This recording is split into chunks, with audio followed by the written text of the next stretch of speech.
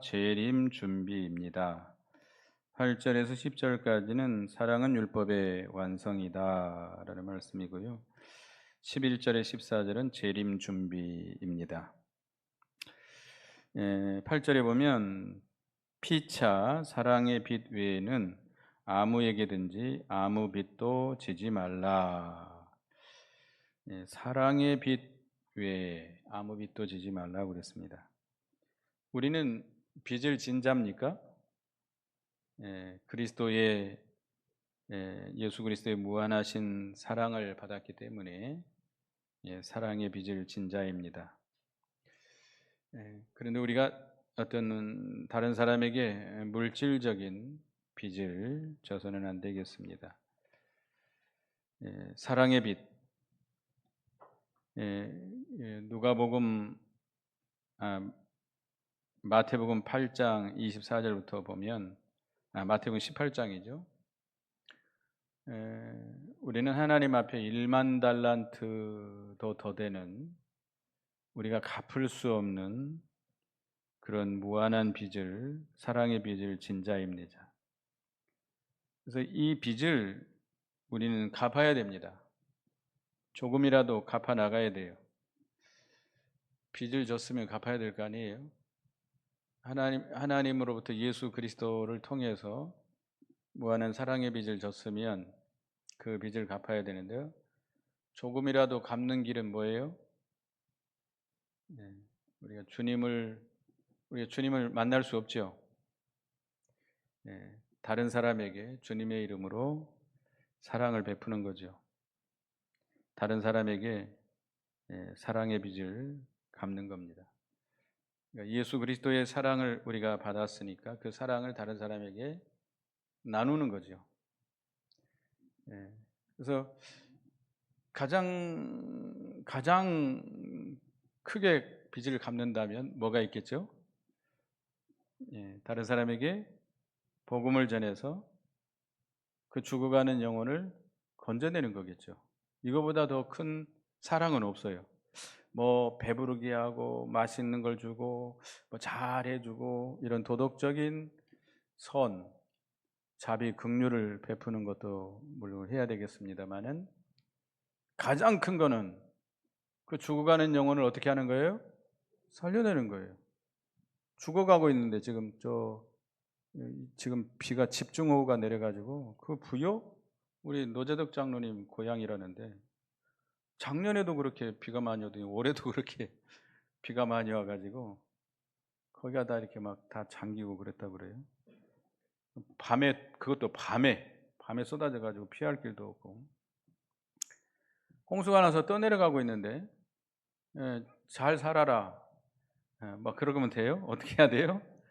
어떻게 하든지 건져내야 될 거 아니에요. 건져내야 그게 참 사랑 아니에요? 우리가 예수를 알지 못하고 구원의 길을 알지 못하고 죽어가는 심령들에게 복음을 전해서 그들을 그 멸망 가운데서 건져내는 것, 이게 어떻게 보면 가장 큰 사랑을 전해주는 거예요. 사랑의 빚을 갚도록 힘을 써야 됩니다. 우리가 이 사랑의 빚을 갚아 나갈 때 기쁨이 충만하고 힘이 나고 생명이 솟아납니다. 또 사랑이 풍성해지고 화평해지고 아름다운 세상이 됩니다. 그래서 이 빚을 갚도록 해야 되는데 특별히 우리는 물질의 빚, 물질적인 빚을 지지 않도록 해야 돼요. 혹시 내가 물질의 빚을 졌다, 물질의 신세를 우리가 좀 졌다 하면 어떻게 해야 돼요? 빨리 신속하게 갚도록 해야 됩니다. 자기는 어떻게 하든지 최저 생활을 하면서 굶어 죽지 않을 만큼 먹고 살면서 갚아 나가야 돼요. 남의 빚을 갚지 않는다면 양심을 쓰지 않는 것이고 불의한 일이라 할 수 있겠죠. 잠언 22장 7절에 보면 빚진 자는 체주의 종이다. 우리나라 말에 빚진 죄인이다. 빚을 지면 죄인이 되는 거예요. 그래서 우리는 빚을 지지 않아야 됩니다. 빚을 지게 되면 모든 면에 떳떳하지 못해요. 자유롭지 못합니다. 그래서 사랑의 빚 외에는 아무 빚도 지지 말도록 해야 되겠고, 그 다음에 남을 사랑하는 자는 율법을 다 이루었느니라 그랬습니다. 우리가 다른 사람을 진정으로 사랑한다면 모든 계명을 다 지킬 수 있는 것이죠. 우리가 하나님께 대한 계명이 10계명에서 몇 계명까지 몇 계명이죠? 1계명에서 4계명. 그 다음에 사람에 대한, 이웃에 대한 계명이 뭐죠? 5계명에서 10계명. 네. 우리가 하나님을 진정으로 사랑한다면 하나님의 다른 신을 섬길 수 있어요? 우상을 만들어서 절하고 섬길 수 있어요? 하나님의 이름을 망령되이 여길 수 있어요? 안식일을 우리가 지키지 않을 수 있어요? 하나님을 사랑한다면, 진정으로 사랑한다면 다 지킬 수 있죠. 또 이웃을 내 몸과 같이 사랑한다면, 내 이웃을 내 몸과 같이 아끼고 내 몸과 같이 진정으로 사랑한다면 어떻게 이웃에게 악을 행할 수 있겠습니까? 살인할 수 있어요? 이웃을 간음할 수 있어요? 이웃의 것을 도적질할 수 있어요? 탐낼 수 없어요. 그러니까 우리가 진정으로 사랑한다면 이 말씀을 다 순종할 수 있습니다. 다 지키게 되는 것이죠. 그러니까 이 십계명을 한마디로 말하면 뭐 하라? 사랑하라. 먼저 누구를 사랑하라? 하나님을 사랑하고 내 이웃을 내 몸과 같이 사랑하라. 사랑하라는 거죠. 한마디로 사랑하라는 거예요. 이 사랑이라고 하는 것도 참 내 마음대로 잘 안 되죠. 누구의 사랑을 본받아야 돼요? 예수 그리스도의 사랑, 하나님의 그 사랑, 그 크신 사랑, 예수 그리스도를 통해서 우리에게 쏟아부어 주신 그 사랑, 그 사랑의 세계에 퐁당 들어가서 그 사랑에 젖어 살아야 돼요. 그 크신 사랑을 내가 깨닫고 그 사랑의 깊이와 넓이와 높이와 길이를 우리가 실제로 깊이 체험하고 그 사랑의 세계에 살면서 그 사랑으로 말미암아 먼저 누구를 사랑해야 돼요? 하나님을 사랑하고 이웃을 사랑하게 되는 것입니다. 내가 사랑한다, 말로 사랑한다, 사랑해야 된다, 사랑이 될까요? 잘 안 돼요. 꼴보기 싫은 사람 있죠? 꼴보기 기도합니다. 하나님, 저 꼴보기 싫은 사람 한 명 있는데 하나님 절대 미워하지 않게 해주시옵소서. 기도하고 나와서 주일날 나왔는데 딱 만났어요. 그럼 어떻게 되죠? 눈이 휙 돌아가죠. 그게 마음대로 잘 안 돼요. 그러니까 내가 나 같은 죄인을 사랑하시고 구원해 주신 그 하나님의 사랑에 감격해서 그 사랑에 이끌려서 그 사랑의 세계에서 완전히 내가 사랑의 사람이 되도록 힘써야 돼요. 그리고 그 사랑에 이끌려서 하나님을 사랑하고, 그런 사랑은 죽음도 제재할 수 없습니다. 죽음도 다 우리가 초월해서 사랑할 수 있어요. 또 이웃을 내 몸과 같이 사랑할 수 있습니다. 원수도 사랑할 수 있습니다. 내가 하는 게 아니라 누구의 사랑으로? 그리스도의 사랑으로. 그 사랑으로 인해서 그 사랑에 이끌려서 내가 사랑하게 되는 거예요. 그러니까 내가 사랑하는 게 아니라 누가 사랑하게 하는 거예요? 하나님께서, 성령께서 우리를 사랑하도록 역사하는 것이죠.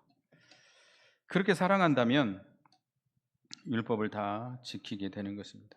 그러니까 내가 진정으로 그 영적인 그리스도의 사랑의 세계에 살지 못하면서 사랑하려고 하면 저 사랑이 안 돼요. 사랑할 수가 없어요. 사랑이 안 돼요. 말로만 사랑해야지. 저 사람 내가 내일 만나면 내가 먼저 달려가서 인사해야지. 돼야 안 돼요? 절대로 안 돼요. 절대로 안 돼요. 그래갖고 안 돼요.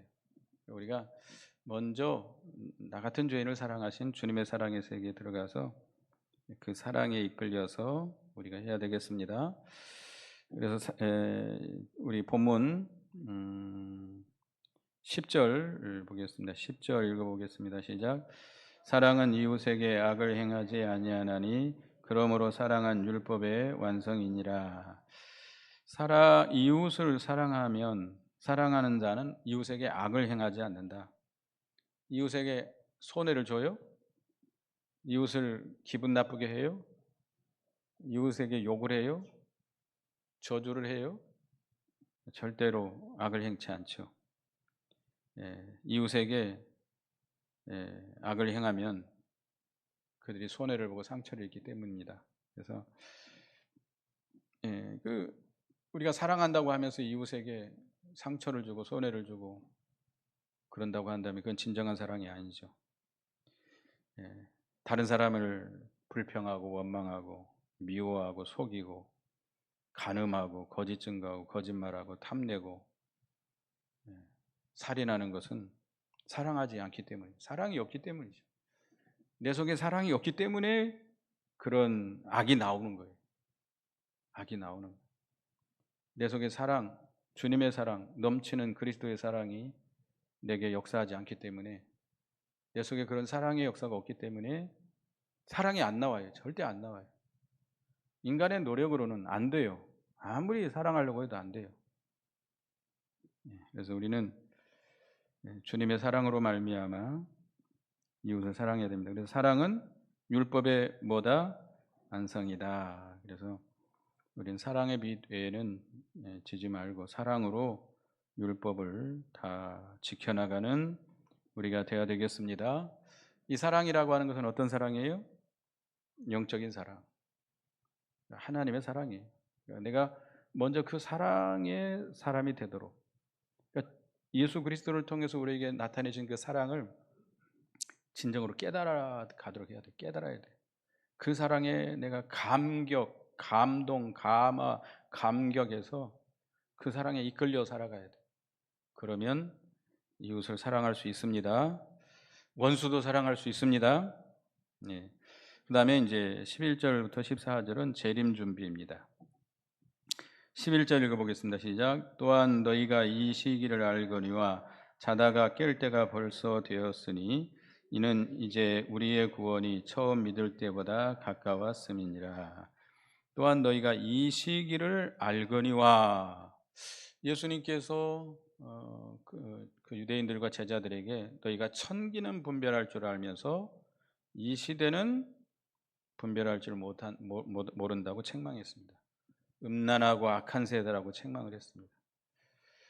그러니까 이 시대가 어떤 시대인가를 우리가 분별할 줄 알아야 돼요. 이 시대가 지금 어디만큼 흘러가 있는지, 지금 어떻게 나가고 있는지. 살기 좋은 시대예요? 얼마나 편한 시대예요? 모든 게 풍족한 시대예요? 그것만 생각하지 말고, 육신적으로 세상을 바라보지 말고, 영의 눈으로, 우리가 믿음의 눈으로 이 세상을 분별할 줄 아는 지혜가 있어야 되겠습니다. 노아는 그 시대를 바로 분별할 줄 알았기 때문에 방주를 예비하고 자기와 자기 가정을 구원했습니다. 하나님께서 분명히 경고했어요. 이 세상이 죄악으로 가득하기 때문에 내가 120년 후에 이 세상을 뭘로 심판하겠다? 물로 심판하겠다. 그 말씀을 노아는 늘 듣고 책임질하고, 지금 이 시대가 하나님의 심판이 임박하다고 하는 것을 늘 깨닫고, 근데 다른 사람들은 그 하나님의 말씀을 안 들었을까요? 들었을까요? 들었어요. 하나님께서 120년이 지나면 물로 홍수로 이 세상을 심판할 것이다. 다 들었어요. 들었음에도 불구하고 그들은 거기에 대해서 이 분별력이 없는 거예요. 그걸 심각하게 받아들이지 않은 거예요. 그 말씀을 믿음으로 받아들이지 않은 거예요. 근데 노아는 경건하고 거룩하고 의롭게 살았기 때문에 그 말씀이 그 믿음과 화합해서 정말 깨달아진 거예요. 깨달아지고 그 시대를 분별하고, 노아가 해야 될 일이 뭐예요? 하나님께서 그 해야 될 일을 알려줬어요. 뭘 지어라? 방주를 지어라. 오늘 우리에게도 마찬가지입니다. 이 시대에 누가 오신다는 거예요? 예수님이 다시 오신다는 거예요. 오시기 전에 뭐가 오겠다는 거예요? 대환란이 온다는 거예요. 다 듣고 있습니다. 다 듣고 있지만 심각하게 그걸 깨닫는 자가 많지 않다는 거예요. 여러분, 이 시대를 바로 분별하는 깨어있는 신자들이 되시기 바라겠습니다. 이제는 성경에 기록된 그 말세의 징조들이 다 이루어져 가고 있어요. 그러면 지금 이 징조들이 이루어져 가면 지금 곧 뭐가 와요? 대환란이 와요. 대환란. 예수님의 재림 전에 대환란이 와요. 그리고 예수님이 구름을 타고 그 환란 중에 임하시게 됩니다. 근데 별로 그렇게 심각하게 받아들이는 사람이 없어요. 여러 번 계속해서 말씀을 하고 있는데, 경고를 하고 있는데, 에레미야 시대에도 에레미야가 계속 경고를 합니다. 눈물로 호소를 합니다. 근데 이스라엘 백성이 들어요, 안 들어요? 안 들어요. 제발 왕에게도 가서 직접적으로 이야기를 합니다. 그런데도 안 들어요. 하나님께서 바벨론 세력을 보내서 이 나라를 멸망시킬 겁니다. 회개하십시오. 그런데도 안 들어요. 지금도 딱 그런 시대예요. 지금 예수님이 말씀하신 징조들이 다 이루어져 가고 있기 때문에 뭐가 와요? 대환란이 와요. 그 다음에 예수님이 재림해요. 그러면 뭐 해야 돼요? 우리는 노아가 방주를 준비하듯이 믿음 준비해야 돼요. 믿음 준비해야 돼요. 지금이 잘 때가 아니에요. 졸고 있을 때가 아니에요. 제가 아까 정시간에 살짝 졸고 있었습니다. 앉아서 졸다가 이 전도사님 와서 깨워가지고 내려왔는데, 지금이 졸 때가 아니에요. 잠잘 때가 아니에요. 깨어 일어날 때, 이제 이 노아의 시대와 같고 소돔 고모라의 시대와 같은 이제 남은 때가 얼마 남지 않았습니다. 그래서 이제 잠잘 때가 아니고 깨어 일어나야 돼요. 잠잔다는 게 뭐죠? 육신의 정욕으로 기울어지는 거예요. 그러니까 우리가 믿음으로 살아야 되는데 육신 중심으로, 세상 중심으로 살아가는 거예요. 이게 심령이 잠이 들어버려요. 그렇게 되면 심령이 잠이 들면 분별력이 없어져요. 지금 어느 시대인지 뭘 해야 되는지 전혀 분별력이 없어요. 그냥 세상에 그냥 폭 빠져가지고 정신없이 살아가는 거예요. 그냥 세상 일이 하도 바쁘고, 기도하라 그러면 목사님 바빠서 못합니다. 주일날이라도 나와서 피곤해서 못 옵니다. 언제 하려고요? 좀 지나서 하겠습니다. 그때는 때가 늦어요. 지금이 깨어 일어날 때입니다. 우리 성도들이 영으로 살지 못하고 육신의 정욕대로 살게 되면 심령이 잠이 듭니다. 그러니까 이게 세상이 모든 것이 부요하고 풍족하고 모든 것이 다 평안무사하고 이렇게 되면 사람들이 자동적으로 뭐가 와요? 잠이 와요.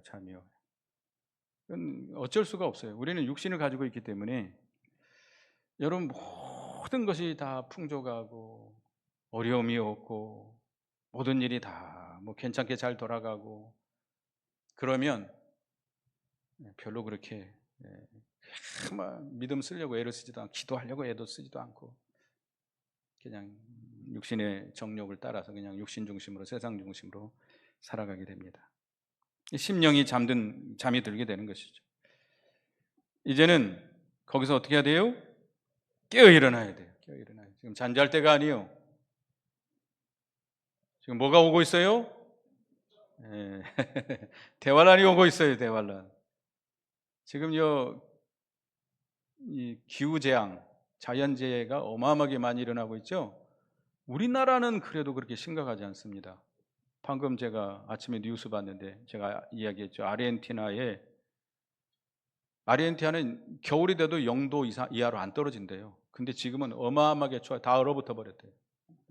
소들, 양들 다 얼어 죽고, 새들이 호수에 앉았다가 얼어 죽고, 여우가 돌아다니다가 그대로 얼어서 죽고, 이거 큰 문제 아니에요? 이 중국은 지금 뭐 양쯔강 그 상류에 얼마나 비가 몇 달째 계속되는지, 샨샤댐인가요? 세상에서 제일 큰 댐, 그걸 지금 방류하는데 방류하게 되면 밑에가 다 물바다가 되는 거예요. 그런 하여튼 뭐 기후 재앙이 많이 일어나고 있습니다. 이런 걸 보고 우리는 어떻게 해야 돼요? 좀 깨달아야 돼요. 타산지석으로 삼고 좀 깨달아야 됩니다. 지금이 잠잘 때가 아니고 잠자는 가운데서 어떻게 해야 돼요? 깨어 일어나야 돼요. 깨어 일어나야 돼요. 지금 이미 벌써 됐습니다. 주님의 구원이 처음 믿을 때보다 가까워졌다 그랬습니다. 그래서 우리는 깨어 일어나시기 바라겠습니다. 지금 깨어 일어나서 근신하고 기도하고 노아가 방주를 예비하듯이 우리가 방주를 준비해야 돼요. 믿음을 준비해야 됩니다. 계시록 10장 6절에 보면 지체하지 아니하리라 그랬습니다. 지체하지 아니하리라. 그 다음에 12절을 읽어보겠습니다. 시작. 밤이 깊고 낮이 가까웠으니 그러므로 우리가 어둠의 일을 벗고 빛의 갑옷을 입자. 여기 밤이라고 하는 것은 무슨 밤이에요? 죄악의 밤. 죄악의 밤. 죄악의 밤이 점점 깊어가고 있습니다. 여러분 그렇게 생각하죠? 우리 어렸을 때보다 지금 시대 얼마나 악한 시대인지 여러분 상상도 못해요. 우리는 상상도 못할 만큼 세상에 악해 있습니다. 여기 젊은 아이들 그들이 무슨 생각을 하고 있는지 우리는 상상도 못해요. 참 세상이 얼마나 악해지는지. 밤이 깊어지면 뭐가 가까워요? 낮이 가까워져. 낮. 아침이 밝아오는 것처럼 죄악의 밤이 깊어가면 깊어갈수록 주님의 재림이 가까워지는 겁니다. 죄악이 가득하면 먼저 하나님의 심판이 임하게 되고 심판 후에 구원이 임하게 됩니다. 지금은 노아 시대, 소돔 고모라 시대보다 못할까요? 지금 시대가 더했으면 더했지 못하지 않습니다. 우리 디모데후서 3장 보겠습니다. 말세가 되면 어떤 때가 되는지 디모데후서 3장 디모데후서 3장 1절에서 4절까지 5절까지 읽어보겠습니다. 읽어보는 시작. 너는 이것을 알라. 말세에 고통하는 때가 이르러 사람들이 자기를 사랑하며 돈을 사랑하며 자랑하며 교만하며 비방하며 부모를 거역하며 감사하지 아니하며 거룩하지 아니하며 무정하며 원통함을 풀지 아니하며 모함하며 절제하지 못하며 사나우며 선한 것을 좋아하지 아니하며 배신하며 조급하며 자만하며 쾌락을 사랑하기를 하나님 사랑하는 것보다 더하며 경건의 모양은 있으나 경건의 능력은 부인하니 이 같은 자들에게서 내가 돌아서라. 말세에는 이런 죄악이 가득함으로 뭐가 임해요? 고통이 임해요. 이 죄 때문에 얼마나 많은 고통을 당하고 있습니까? 소돔 고모라 노아 시대, 소돔 고모라 시대보다 더 악한 시대. 노아 시대 사람들이 먹고 마시고 뭐 했어요? 시집가고 장가가고. 뭐가 오는 날까지?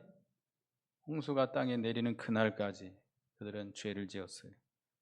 소돔 고모라에도 사고팔고 집을 짓고 얼마나 악한 음란죄를 지었는지. 뭐가 쏟아질 때까지?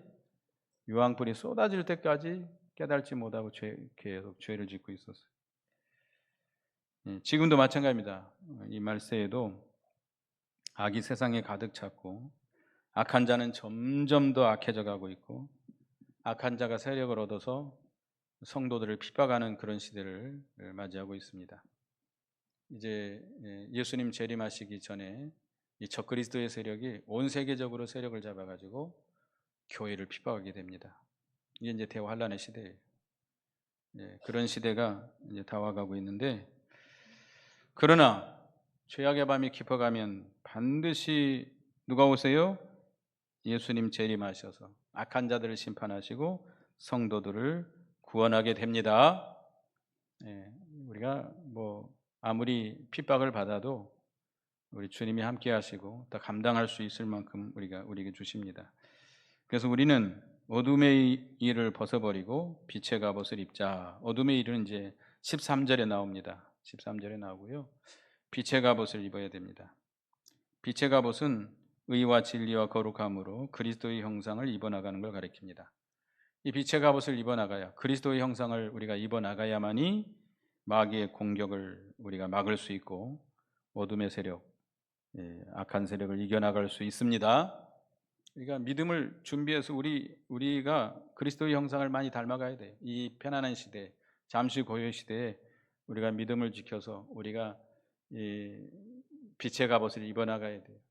빛의 갑옷을 입는다는 것은 예수님의 형상을 닮아 나가는 거예요. 우리 믿음이 자라나서 예수님의 형상을 닮아 나갈 만큼 우리가 죄를 이겨나갈 수 있고 세상을 이겨나갈 수 있고 악을 이겨나갈 수 있습니다. 그래서 13절 읽어보겠습니다. 시작. 낮에와 같이 단정히 행하고 방탕하거나 술 취하지 말며 음란하거나 호색하지 말며 다투거나 시기하지 말고. 이 어둠의 일입니다.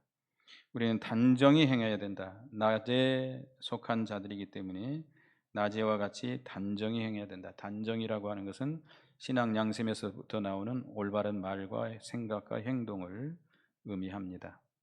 그래서 우리는 낮에 속한 자들로서 단정하게 행해야 되겠고, 여기 어둠의 일, 방탕하지 말아야 돼요.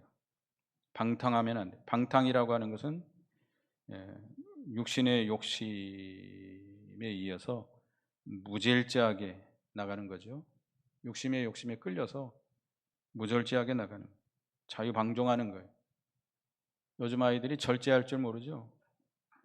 PC방에 가지고 게임하다가 죽는 애들도 있어요.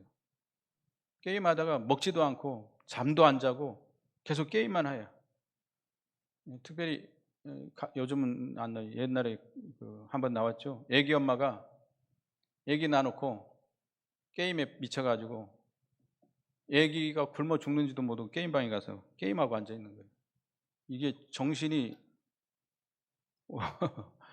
이게 무절제한 거죠. 절제하지 못하는 거죠. 참 우리는 그런 방탕하면 안 돼요. 또 술 취하면 안 돼요. 술 마시면 됩니까? 안 됩니까? 조금 마시면 되겠죠? 술 취하지 않고만 먹으면 되겠죠? 성경에 그렇게 나옵니까?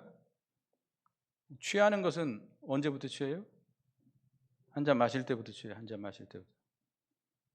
취한다, 취하지 않는다, 그건 자기 객관적인, 주관적인 것이죠. 한 잔 마실 때부터 우리는 취해가고 있는 거예요. 자, 음주운전 어느 정도면 잡혀요? 소주 조그마한 한 잔입니다. 한 잔. 그 정도면 다 음주운 걸려요. 그러면 술 마셔야 돼요? 마시지 말아야 돼요? 마시지 말아야 됩니다. 술 취하는 것도 세상에 취하는 걸 가리킵니다. 음란, 호색, 불법으로 난자백의 성적 욕심을 채우는 악행이고, 음란은, 호색은 색을 탐하는 마음과 행위의 불결한 언행 심사를 가리킵니다.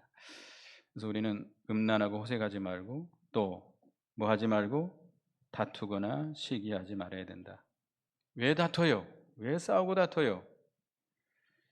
더 많은 것 얻고자 하고, 또 자기 권리를 빼앗기지 않으려고.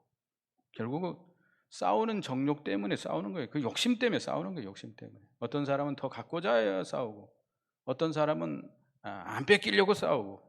그것도 욕심이에요. 안 뺏기겠다는 것도 욕심이에요.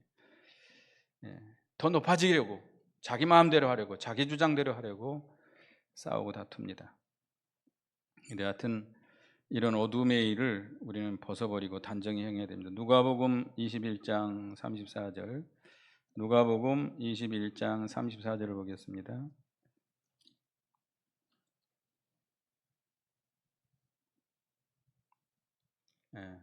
읽어봅니다. 시작. 너희는 스스로 조심하라. 그렇지 않으면 방탕함과 술 취함과 생활의 염려로 마음이 둔하여지고 뜻밖의 그날이 덮어같이 너희에게 임하리라. 우리가 스스로 조심하지 않고 방탕하고 술 취함과 생활의 염려로 마음이 둔해지게 되면 주님의 날이 뜻밖의 임하게 됩니다. 주님의 심판이 도적같이 임하게 돼요.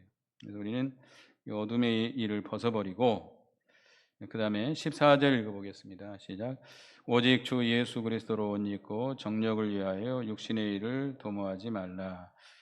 오직 주 예수 그리스도로 옷 입어 나가라. 그리스도의 형상을 입어 나가라. 예수님을 닮아 나가라. 예수님의 형상하면 크게 세 가지로 나눕니다. 지성, 예수님의 지혜와 지식, 예수님의 지혜와 지식을 닮아가야 되겠고, 그 다음에 도덕적인 면, 도덕적인 것은 5가지가 있습니다. 선, 사랑, 의, 거룩, 진실. 따라합시다. 선, 사랑, 의, 거룩, 진실. 예수님의 거룩. 그 다음에 세 번째가 능력. 예수님의 능력을 우리가 닮아가야 됩니다. 그래서 우리가 예수님의 형상을 닮아가도록 우리의 그리스도와 연합된 그 새 생명이 우리에게 있는데, 새 사람이죠. 오늘 새 사람에 대해서 배웠는데 그리스도의 형상을 입어나가도록 힘써야 됩니다. 그리고 정욕을 위하여 육신의 일을 도모하지 마라 그랬습니다. 이 정욕, 욕심이죠. 우리에게는 욕심에 이끌려서 우리가 육신의 일을 도모하지 말아야 됩니다. 그리스도로 옷 입어 나가기를 힘써야 됩니다. 그래서 오늘 사랑은 율법의 완성이다. 율법을 지켜나가는데, 율법을 지켜나가려면 뭘로 행하면 돼요? 사랑으로 행하면. 예수 그리스도를 통해서 우리에게 주신 그 사랑의 세계에 들어가서 그 사랑으로 살면 율법을 다 이룰 수 있습니다. 그래서 우리가 지금 또 재림을 준비해야 되겠습니다. 우리가 지금 시기를 알고 깨어 일어나서 어둠의 옷을 벗어버리고 빛의 갑옷을 입어나가도록, 예수 그리스도로 옷 입어나가도록 힘쓰는 것이 재림 준비입니다. 기도하겠습니다. 하나님, 율법을 다 지켜 행하라고 그랬는데 우리가 하나님의 사랑, 그리스도를 통해서 우리에게 베풀어 주신 그 사랑에 우리가 감격하고 그 사랑의 세계에서 그 사랑의 사람이 됨으로 말미암아 그 사랑으로 모든 이웃을 사랑하고 율법을 온전히 이루어 나갈 수 있는 저희가 되게 주시옵소서.